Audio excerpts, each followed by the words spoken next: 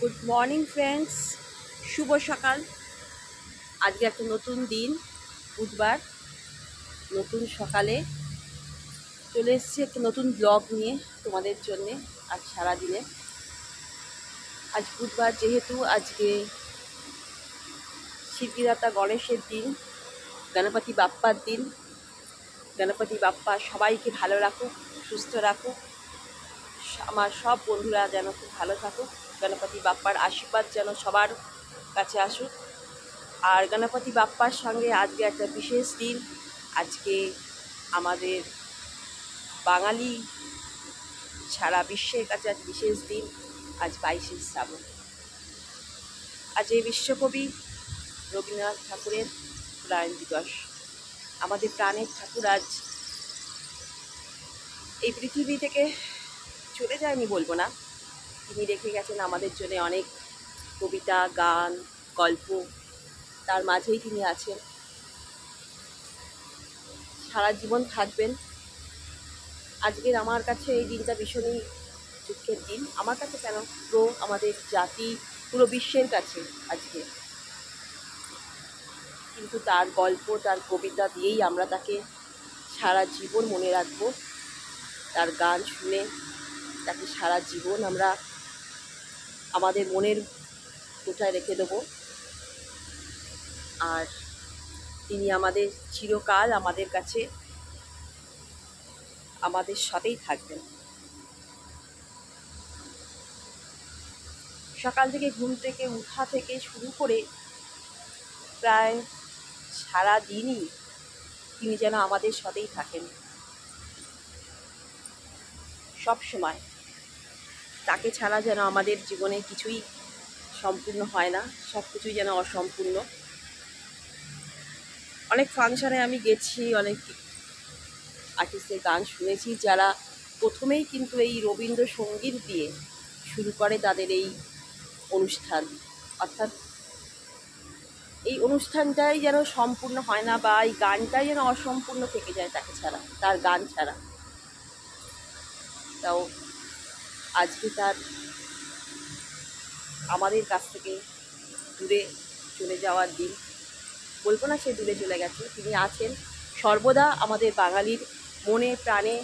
তিনি জড়িয়ে থাকবেন সর্বদা সব কাজে। আর তার প্রত্যেকটা কবিতা, তার প্রত্যেকটা গান, তার প্রত্যেকটা গল্প যেন মনে হয় আমাকে নিয়ে লিখেছে। যখন আমি পড়ি বা শুনি, যেন মনে হয় হ্যাঁ, রবীন্দ্রনাথ আমাকে খুব ভালো করে চেনেন, তিনি জানেন আমার জীবনে কি হবে এই সময়টা। হয়তো সবার জীবনেই এটা হয়ে থাকে। আর তার যে প্রচুর কবিতা, প্রচুর গান, সেখান থেকে আমার গল্পর মধ্যে, ছোট গল্পর মধ্যে ছুটি গল্পটা আমার ভীষণ ভালো লাগতো। জানেন বন্ধুরা, আপনাদের কি ভালো লাগতো অবশ্যই জানাবেন। তার তো ভালো লাগার কিছু নেই, তার সব কিছুই ভালো, কিন্তু তার মধ্যে থেকেও যেন ছুটি যেই গল্পটা, ছোট গল্প, তার আমি যখন পড়তাম তখন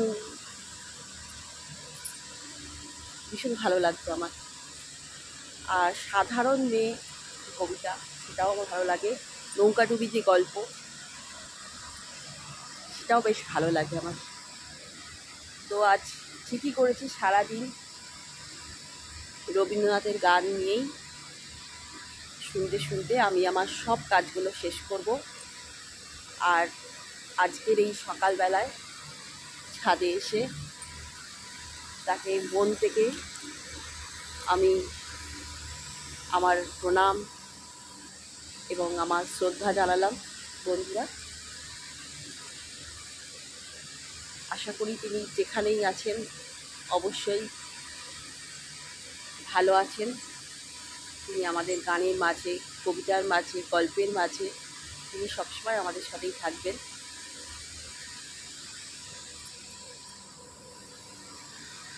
মনটা খারাপ হয়ে যায়। আজকে ভেবেছি সারাটা দিন তার গান শুনে, তাকে স্মরণ করেই দিনটা কাটাবো। স্মরণ তো রোজই করি আমরা, কারণ যখনই দুঃখ হয় তখনই তার গান চালিয়ে বসে পড়ি। দুঃখের সময় বেশিরভাগ সময় আমি তার গান চালিয়ে বসে পড়ি, বেশ ভালো লাগে। কখনো একা থাকি যখন, তখন ওনার গান চালিয়ে বসে বসে শুনি, গুনগুন করে নিজে গান করি, চেষ্টা করি গান গাবার। তো আজকের দিনটা তাকে স্মরণ করেই আমার শুরু হচ্ছে। বন্ধুরা, আজকের দিনটা এইভাবেই আমি আজ কাটাবো করেছি। তো তোমরা আমার সঙ্গে থেকো আর আমার ব্লগটা দেখার চেষ্টা করো। বন্ধুরা, আজকে হচ্ছে বুধবার, আর বুধবার আমার একটু হেয়ার ওয়াশ করার দিন। তো আজকের দিনে মানে আজকে আমি একটা অয়েল ইউজ করি, আজকে তোমাদের সাথে সেটা আমি শেয়ার করব। তো দেখো আমি কি কি নিয়ে নিয়েছি। এটা হচ্ছে পিওর কোকোনাট অয়েল। এখানে যে ঘানি আছে, যেখান থেকে আমি সর্ষের তেল নিয়ে আসি, তো সেখানে কোকোনাট অয়েল পাওয়া যায়। তো আমি নিয়েছি পিওর কোকোনাট অয়েল, আর নিয়েছি কাস্টার অয়েল, এটা নিয়েছি, আর নিয়েছি অনিয়ন জুস, আর নিয়েছি দুটো ভিটামিন ই ক্যাপসুল। এটা ঘরেই বানিয়ে নিই। এখন তো অনেক রকম তেল পাওয়া যায়, অনিয়ন অয়েল টয়েল অনেক কিছুই পাওয়া যায়, তোমরা ইউজ করতে পারো। তবে আমি ঘরে এটা তৈরি করে নিই, এক এক সময় কিনেও নিয়ে আসি। তো এটা ঘরে তৈরি করে নিয়ে আর ইউজ করি। আর এটা না একটুখানি গরম করে নিই, হট করে নিই। এই জন্য আমি একটা নিয়েছি গরম জল। এখানে আমি এই জিনিসটা সব অ্যারেঞ্জ করে এটা ডবল বয়েলিং করে নেবো, ঠিক আছে? তো এটা করব। আর তাতে কী হবে, স্ক্যাল্পে ভালো করে মাসাজ করলে চুলটা, যে স্পোর্টসগুলো আছে, যেটা আমাদের হেয়ার স্পোর্টসগুলো আছে, সেগুলো খুলে যাবে এবং চুলটা ভালো ময়শ্চারাইজিং হবে। আর ভিটামিন ই কী কাজে লাগে তোমরা তো জানোই, চুলটাকে খুব ভালো গ্লো করতে, এবং ভিটামিন ই আমাদের স্কিন বলো হেয়ারে বলো খুবই উপকারী। আর এটা pure coconut oil. Coconut oil কিন্তু আমাদের হেয়ারেও যেমন উপকার, তেমনি আবার স্কিনের ক্ষেত্রেও খুব উপকার, ভালো ক্লিনিংয়ের কাজ করে।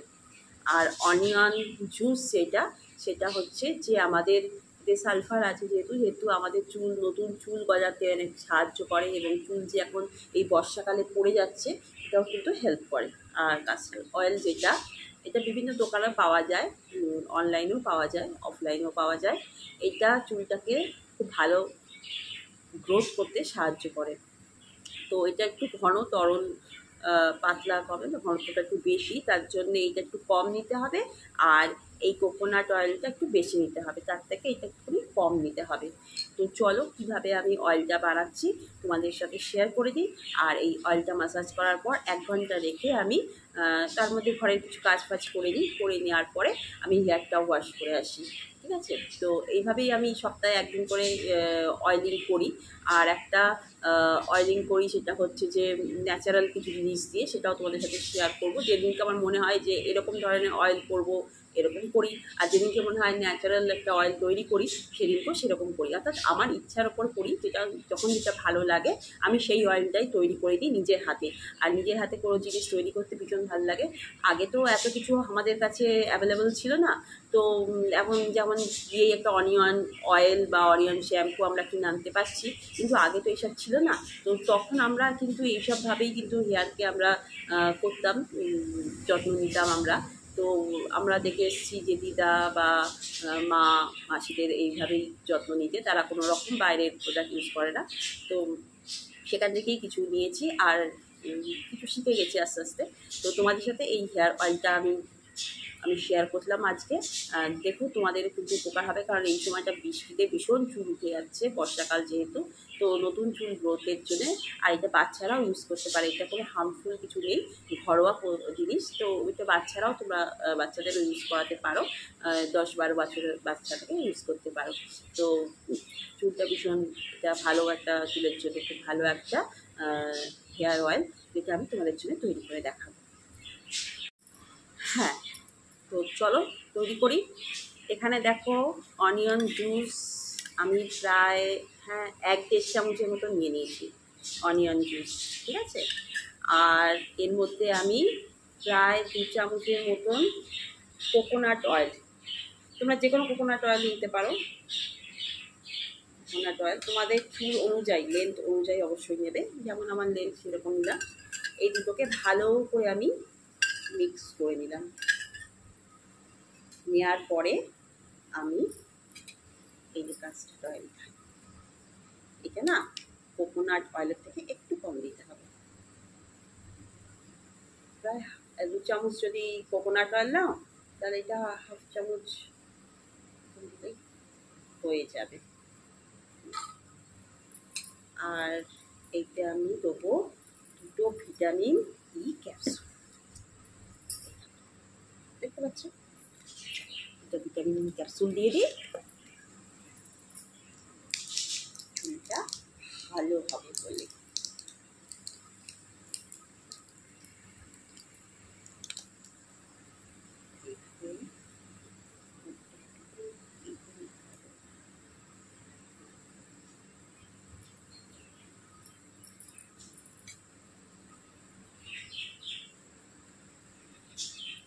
দুটো দিয়ে দেবো।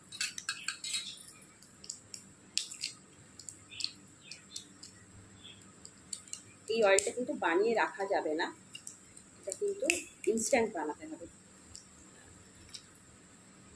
বেশি কিছু তো লাগে না, বেশিক্ষণ লাগে না, ইনস্ট্যান্ট বানাতে হবে। দিয়ে দিলাম, এটা ভালো করে আর একবার মিক্স করে নেব এইভাবে। নিয়ে এখানে যে গরম জলটা আমি করে রেখেছি তার মধ্যে এটাকে একটু বসিয়ে নেব। চলো গরম হোক, এটা গরম হবে আস্তে আস্তে, আর আমি নাড়তে থাকবো। একটু নাড়লে গরম হয়ে যাবে। জলটা খুব ভালো করে কষকষে করে গরম করে নেবে, কিন্তু বেশি তামঝামের কিছু বিষয় নয়, এত তামঝাম সময়ও নেই আমাদের কাছে যেহেতু, সেই জন্যে খুব জলদি এটা করতে হবে।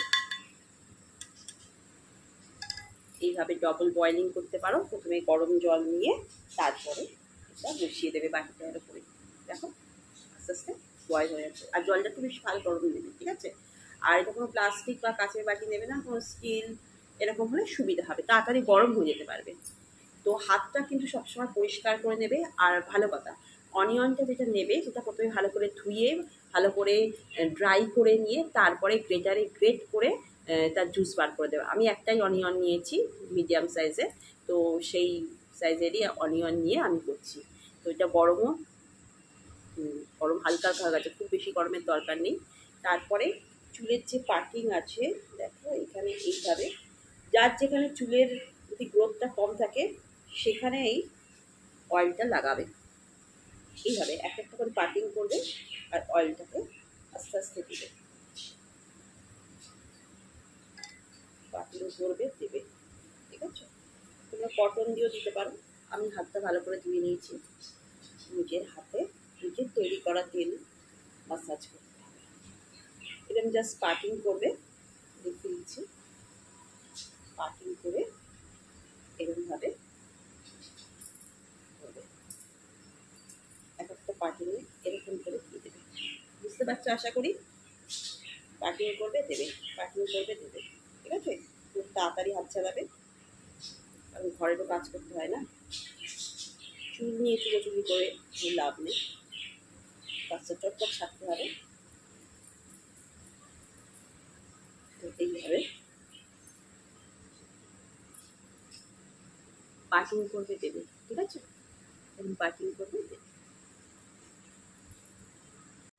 চুলটাকে সব তেল দিয়ে এবার কি করবে, হালকা হাতে একটু মাসাজ করবে।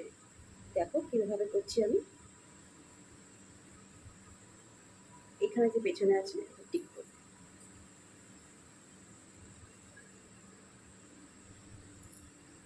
এখান দিয়ে যাবে, এখানে এখান দিয়ে যাবে, এখানে এখান দিয়ে যাবে, ঠিক আছে? তারপরে অল্প অল্প চুমু দেবে, এই দেখো, নিয়ে এটাকে জাস্ট ঘুরিয়ে হালকা করে টান দেবে, এরকম ঘুরিয়ে হালকা টান দেবে, বেশি টান নয়, হালকা হালকা। তারপরে এইখানটায় হালকা করে circular, clockwise, anti clockwise, clockwise, anti clockwise করলে এবার দেখি এটা আমাদের রিল্যাক্স পয়েন্ট। একটু কী হবে, কেউ যদি করে দেয় তো ভালো হয়, কেউ না থাকলে নিজে নিজেই করতে পারে। পুরো চুলের লেন্থ অবধি দেবে, ঠিক আছে? হালকা হাতে এইভাবে করে লাস্টে যখন হয়ে যাবে ভালো করে লেন্থে দিয়ে এইবার কী করবে, চুলটাকে ভালো করে এরকম ঘোরাবে, ঠিক আছে? তখন একটা মাসাজ এরকম ঘোরাবে, ঠিক আছে? হয়ে গেল আমার হেয়ার অয়েলিং। এবার চুলটাকে খুব ভালো করে নট করে রেখে দেবে।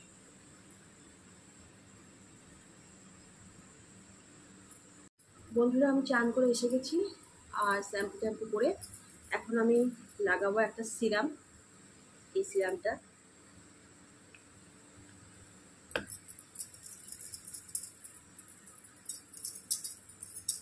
এটা কিন্তু স্কাল্পে লাগাবে না, শুধু জাস্ট এইভাবে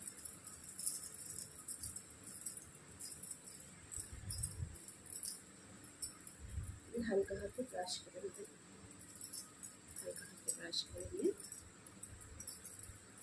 যদি কেউ ড্রায়ারে শুকাতে চাও একটু ড্রায়ারে শুকিয়ে নিয়ে, আমি ড্রায়ারে খুব একটা শুকাই না, প্রয়োজন না পড়লে আমি এমনি জাস্ট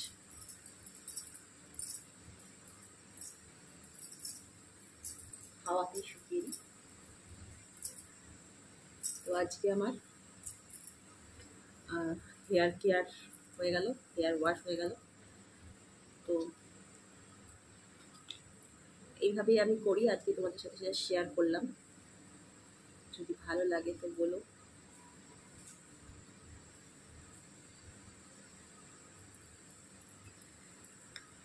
এখন একটু বিশ্রাম নিয়ে তারপরে লাঞ্চ সারবো। এইভাবেই আমি হেয়ার কেয়ার করি। আর কখনো কখনো হেয়ার প্যাক আমি ইউজ করি মাসে একবার করে। তো যখন আমি হেয়ার প্যাক ইউজ করব তোমাদের অবশ্যই শেয়ার করব, দেখতে থেকো। চলো এখন একটু বিশ্রাম নিয়ে তারপরে আবার লাঞ্চে দেখা হচ্ছে। গুড ইভিনিং বন্ধুরা।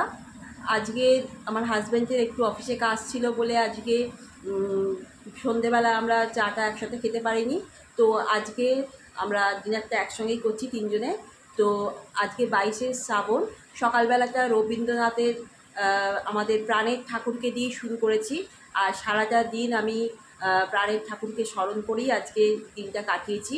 তো আজকের ভাবলাম শেষটাও আমি রবীন্দ্রনাথের প্রণাম জানিয়ে, তাকে আমাদের প্রাণের ঠাকুরকে, আমাদের গুরুকে প্রণাম জানিয়েই আজকের এই ব্লগটা শেষ করব। তাই শেষে আজকে আমার মেয়ে কবি প্রণামের কবির উদ্দেশ্যে, কবিকে শ্রদ্ধাঞ্জলি দেওয়ার জন্য একটি সুন্দর গান আমরা আজকে পরিবেশন করব তোমাদের জন্য। শোনো। আমারও পরালো যাহা চাই, তুমি তাই, তুমি তাই গো। আমারও পরানো যাহা চাই, তুমি তাই, তুমি তাই গো। আমারও পরানো যাহা চাই। বেশিটা করলাম না বন্ধুরা, কারণ কপিরাইট চলে আসবে। আর সত্যি আমারও পরানো যাহা চায় তুমি তাই, আমাদের পরাণ যা চায় তুমি সবই জানো কবি। তুমি যেখানে থাকো খুব ভালো থেকো আর সর্বদা আমাদের আশীর্বাদ করো। পৃথিবীতে এলাম আর কিছু করলাম না, চলে গেলাম, এটা কিন্তু নয়, আমাদের কিছু করে যেতে হবে। আজ এই কবি আমাদের মধ্যে তিনি নেই, কিন্তু তার সব কিছু আজকে আমাদের মধ্যে তিনি দিয়ে গেছেন। তাই আজকের দিনে আমরা তাকে স্মরণ করি, সারাক্ষণ করলাম। আর সারা জীবন করে যাব। তাই বলি যে এলাম আর চলে গেলাম তা করলে হবে না, কিছু করে যেতে হবে, যাতে তুমি চলে যাওয়ার পরেও তোমাকে মানুষ এইভাবে স্মরণ করে। তো বন্ধুরা, কবি যখন খুব মানে শেষ বয়সে যখন উনি লিখছেন কবিতা, তো একজন বলেছিলেন যে বিশেষ মানুষ যে গুরু তোমার তো খুব কষ্ট হচ্ছে, মনে হচ্ছে তুমি খুব কষ্ট করে লিখছো। আর আমাদের গুরু খুব রসিক মানুষ ছিল, তিনি বলছেন না না, আমি কষ্ট হচ্ছে না আমার কিছু, আসলে ঘোড়ার জল যখন শেষ হয়ে যায় না, তখন এটাকে একদম উপুর করে যেটুকুনি আছে সেটুকুনি দিয়ে যেতে হয়। অর্থাৎ তিনি বলেছেন যে তার জীবনের সব কিছু যেটুকুনি ছিল মানে শূন্য করে তিনি আমাদের দিয়ে গেছেন।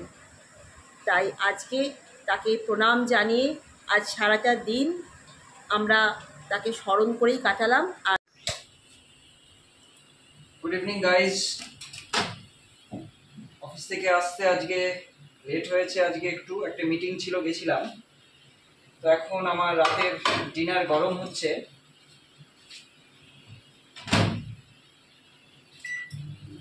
জাস্ট 1 মিনিট দিয়ে দিলাম, খাবার গরম হয়ে গেলে এবারে আমরা খেতে বসবো।